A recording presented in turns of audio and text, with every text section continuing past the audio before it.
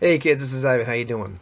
If you've been paying attention, you'll know that one of the subjects I've been returning to over and over again recently is how remarkable it is that you and I can see the same thing, appear to be having the same experience, but yet we walk away with radically different perspectives.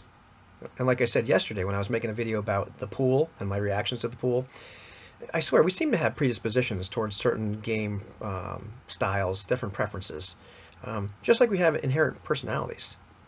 And what's just as amazing is how much we're shaped by our past experiences, and especially by our early experiences. This is like psychology 101. And, to me, just like our early experiences with our parents and other significant adults and other people in our formative years affect all of our interactions today, even, decades later sometimes, I think our early experiences in the role-playing game hobby can affect our perspectives, beliefs, and opinions now. And in both cases, real life and, role-playing games, sometimes we can find ourselves acting in ways which are inappropriate to the current situation. And so what happened? I want to talk a little bit about you know various perspectives on the role of the game master. I've talked about this in other videos, but just doing that video about the pool recently, it made me think about this a little bit more. Because I talked about made a video maybe like 2 weeks ago about same game, different experience, and that was more in terms of who gets to narrate success. I was talking about people that started gaming at the same time I did, read the same stuff, same books, same magazines. Wasn't a lot of stuff to be exposed to at that point years ago, but we came away with different ideas of like who gets to narrate. Is it the game master? Is it the player? Is it both? I want to talk about more about the role of the game master and some of the various perspectives I got exposed to when a lot of us started gaming at the same time.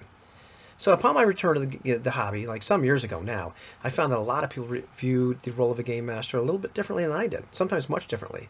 Some people saw the game master as a dictator.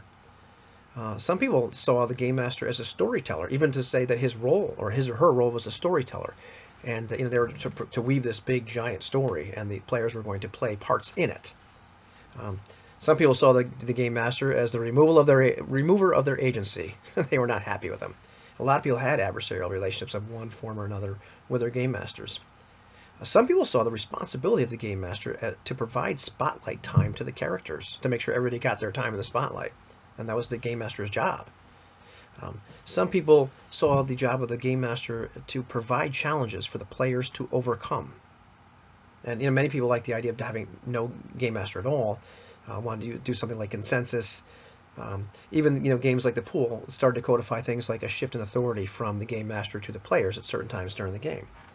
And I just thought it was the game master's job to run and create and run the world and to make the final call. That's how I grew up. That was my perspective. And it said in the books I read, the 1981 Moldvay BX book and the Dungeon Master's Guide and these other things I read said that the game master had the final say. And it seemed to make sense. Like somebody had to. Otherwise, it would be like complete chaos. By the time I was 5 years old, I had experience with consensus, and I knew how well that went sometimes. If you're for it, that's great, but it didn't really appeal to me. So there's a line in the game, Dungeon Master's Guide, the first edition D&D Dungeon Master's Guide, where it says all the players will want to possess the Milieu gem, but certainly none never ever will. And to me, it was an extension of how we normally acted in life. Like everybody wants things to go all their way, right? But nobody really gets to control the world. I didn't see it as like an adversarial thing, like this is the game master's world, so hands off. I knew some people like that, some game masters like that, but I just kind of found that approach stupid. There were definitely authoritarian game masters around when I was a kid, but I didn't play with them, not for long. They got annoying, and I could get that kind of abuse elsewhere if I really wanted to. And I knew the book didn't say that. That's how it was, supposed to be played.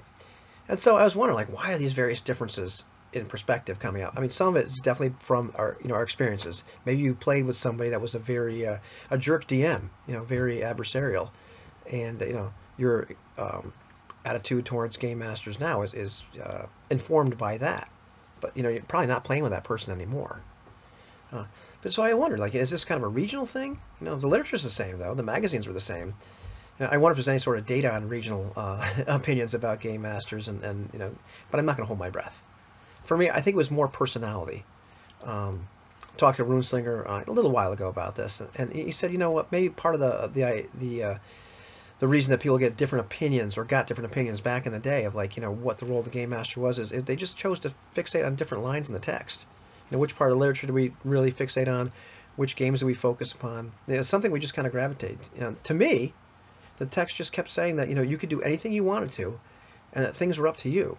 So I pretty much just took that at face value. I'm not saying my perspective is a right perspective. I'm just saying that's what I read in the book. It said somebody had to run things. Like I said, and that seemed to make sense. The modules never really appealed to me. Except as for examples. They were fun to do once, and that was about it. But I never saw game masters as storytellers. To me, it said you just throw down the situation, you create a world, and then the rest just happens. It's this interaction with everybody. So, I'm not sure. Perhaps it's the first person in a local area to get into role playing and start to evangelize the game sets the tone for what the role of the game master is supposed to be. It seems to make sense. People were taught by their brothers, who was taught by their brother's friend. It was on and on you go until to the inception of the hobby.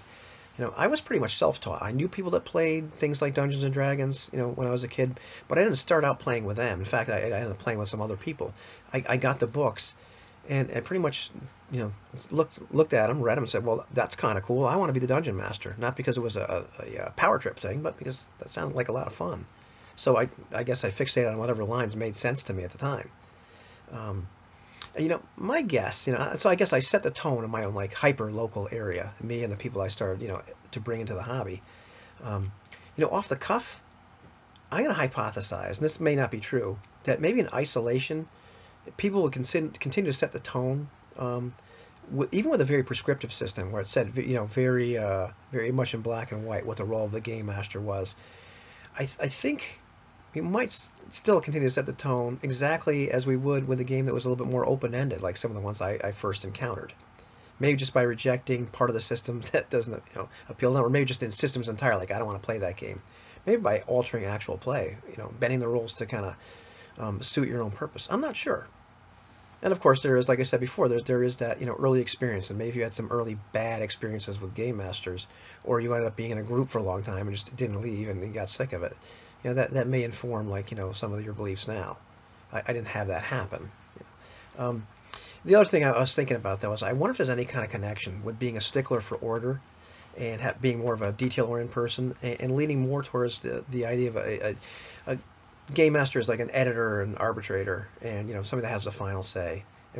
If I panned out my room, you'd see the mess. But I am a stickler for detail and for order. I like things to be predictable, not unambiguous.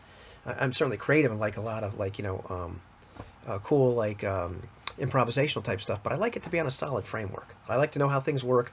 I like to know what's true. I like to understand the nature of reality, and game world reality too.